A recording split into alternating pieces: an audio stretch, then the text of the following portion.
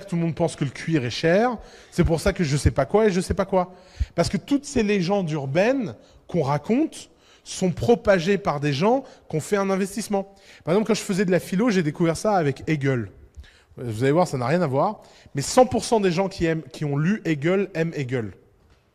C'est un test absolu. Personne qui a lu Hegel n'aime pas Hegel. C'est pour ça qu'Hegel est une arnaque.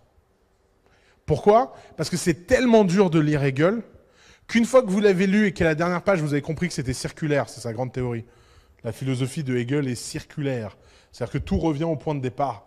Et que vous dites, putain, je viens de bien me faire niquer. Et bien vous vous dites, mon seul but dans la vie, c'est d'en niquer d'autres. Vous n'avez pas d'autre choix. Vous venez de passer 3 ans de votre vie pour comprendre qu'il n'y avait rien à comprendre. Et donc, quand les gens vous en parlent, vous dites, non, mais tu comprends, c'est profond. Derrida, même blague. Il y a plein de philosophes comme ça. C'est des philosophes, 100% des gens qui les ont lus les aiment. C'est très louche. C'est très très louche. Si les mecs étaient réels, ça devrait être du 50-50. Par exemple, si vous prenez un type comme Stuart Mill. Stuart Mill, la moitié des gens qui ont lu Stuart Mill ne peuvent pas le blairer, l'autre moitié l'adore. Pourquoi? Parce que c'est réel. C'est un bouquin que les gens peuvent lire et comprendre. Ouvrez un bouquin de Derrida dans une bibliothèque, qu'on rigole. Et c'est pour ça qu'en fait, qu'est-ce qui se passe? 99% des gens normaux, ils ouvrent Derrida et ils ne le lisent pas. Parce qu'ils voient des onomatopées, là. Ah, voilà.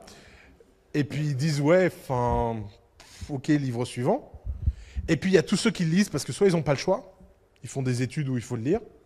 Pire, il y a des mecs qui font des thèses. Il y a des mecs, 4 ans de thèse plus tard, intérieurement, leur fort intérieur, ils se disent, mais pourquoi? Mais évidemment, ils ne peuvent pas dire aux gens, bah attends, ça fait 4 ans que je perds mon temps. Non. Et il justifie. Et ce processus de surinvestissement, c'est un processus, quand vous le maîtrisez, vous êtes capable de faire des choses incroyables aux gens. Notamment, c'est toutes les histoires d'onboarding dans les entreprises.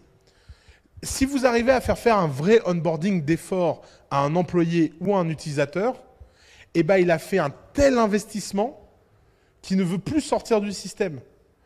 Par exemple, tout à l'heure, je vous racontais l'histoire de l'hôtel où les types y tapent. Pourquoi les logiciels pro de ce type-là sont des logiciels imbitables où vous avez besoin d'apprendre des raccourcis clavier, où vous utilisez vos mains à tout...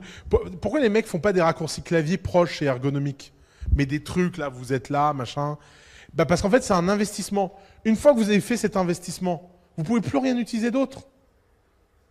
Parce que vous avez passé tellement de temps à maîtriser ce truc, pourquoi vous allez vous faire chier avec un nouveau truc? Alors que si vous faites un truc ergonomique, simple, que les gens comprennent immédiatement, bah les gens ils switchent. Je veux dire, dès qu'il y a un truc, il y a une nouvelle feature, machin et tout, ils switchent. Et en fait, ces boîtes